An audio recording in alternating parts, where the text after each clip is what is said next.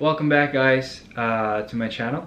Welcome back to Hey guys, welcome back to my channel. Hello to my 6 subscribers. I just wanted to give you a quick update on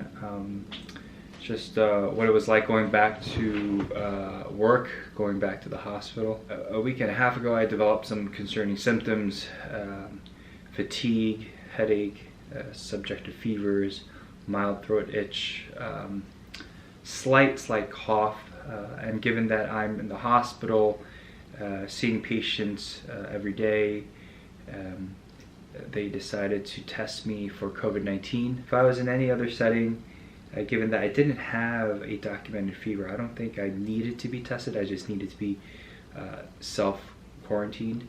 But given that I'm in the healthcare setting and I'm seeing patients every day, they tested me. I did take a week off because it took 7 days for the COVID-19 test result to come back. But thankfully, last Thursday, I found out I was negative. Rested through the weekend and this morning went back to work. I was shocked, to say the least, to see all the changes that had taken place at the hospital over the last week and a half.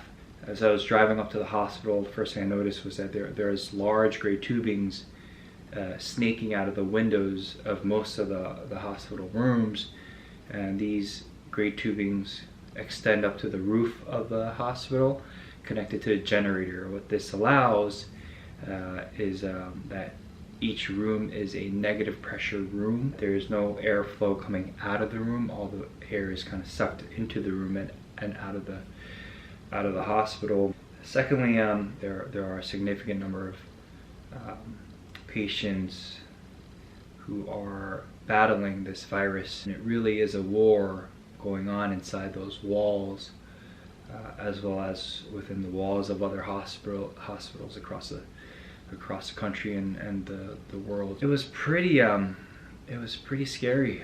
I spent as little time as I could in the hospital, other than those things that I had to do and those patients that I had to see.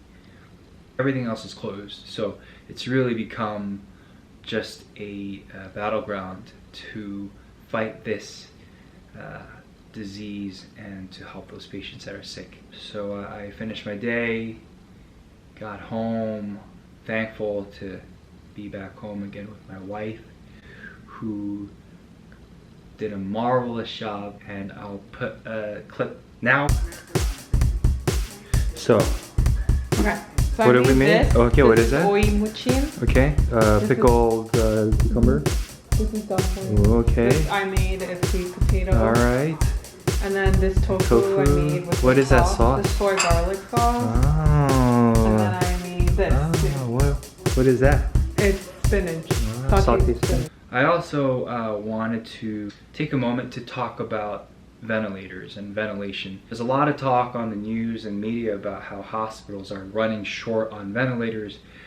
So I wanted to explain to you, my 6 subscribers, what a ventilator is and what its function is. When anyone breathes, the muscles of the diaphragm and between the ribs expand and contract, and as they do so, negative pressure is generated within the thoracic cavity or the chest cavity, pulling the lungs open. So the lungs expanding and humans breathing is a function of these muscles expanding, allowing that negative pressure to pull open the lungs. Pneumonia is basically an infection of the lower lungs, or the lungs themselves, whereas an upper respiratory infection is any infection that excludes the lung organs themselves. Upper respiratory infections are limited to above the lungs, whereas pneumonia is an infection of the lungs themselves. COVID-19 in those who are very sick is causing lung infections or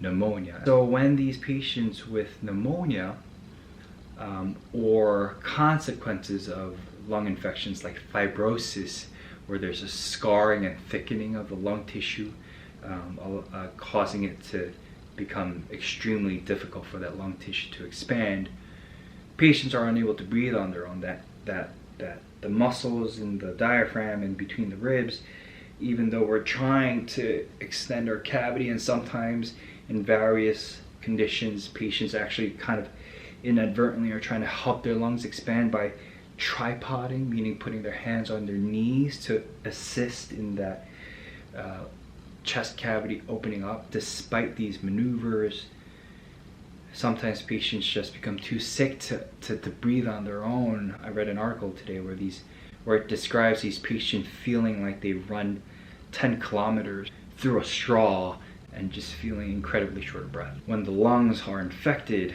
and there's scarring and there's water back up into the lungs and fluid buildup in the lungs, we need these ventilators to help us breathe. I'll show you some pictures of what ventilators are not. Ventilators are not just the masks that go over the face. They're not the tubing that sits in the nose, that's nasal cannula.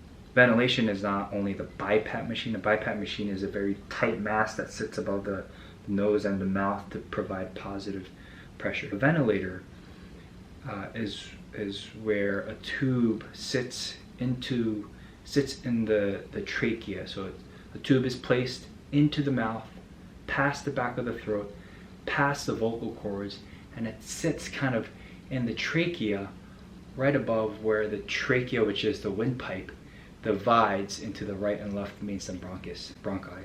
And that is inflated and kept in place. What that allows is, instead of the lungs having to expand from the negative pressure generated by the diaphragm and between the ribs, we're pushing air into the lungs. So the body has to do less work, and that pressure generated allows the lungs to expand. Ventilators are very, very sophisticated machines. There's a few different key aspects about a ventilator that are extremely critical in treating anyone who can't breathe on their own. Number one is that it monitors and can deliver a pre-specified amount of pressure. See, when air is being breathed into the lungs, it has to be a certain amount of pressure is generated as the air is delivered into the lungs, so that pressure is regulated.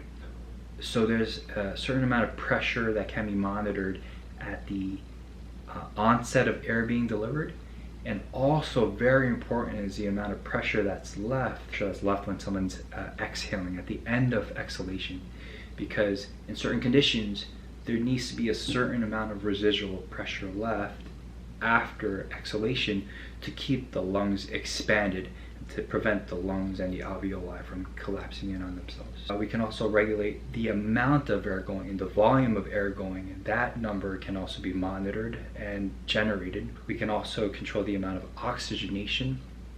These patients who have really kind of bogged down lungs with infection, scarring, fluid building up, they're low on oxygen. So even if they're able to breathe, they feel like they can't because they're not getting enough oxygen. So a ventilator can adjust the amount of oxygen going in. We can also control the rate. So how many breaths per minute are delivered. That number itself, that frequency can be adjusted. Finally, the flow of the air. So how fast the air goes in to the lungs can be regulated.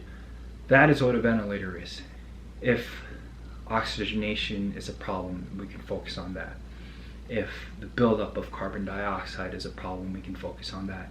If the lungs are stiff and the lungs are having trouble expanding because of the stiffness, we can focus on that. If you're interested, if any of you 6 subscribers are interested, I can really go into detail about these things, but that is why ventilators are so essential in treating these patients. One of the infectious disease doctors today was telling me how he's trying, so for some of these very sick patients, he's trying everything. He's giving them all these different medications because there's no known cure, there's no known vaccine, there's no set treatment. He's trying everything, including adjusting the ventilators to help these patients. And it's scary to think that there's a shortage of ventilators, because that it really is a cornerstone in the treatment of these critically ill patients.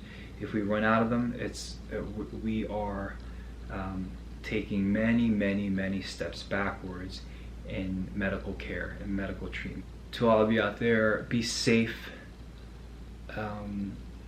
be smart, wash your hands, keep your distance from others. Just keep anticipating to hunker down until all of this is over. Yes, the large majority of those who get the virus are going to be okay. Unfortunately, there's a significant amount of patients who get the virus and are not okay, and that is why this is such a problem.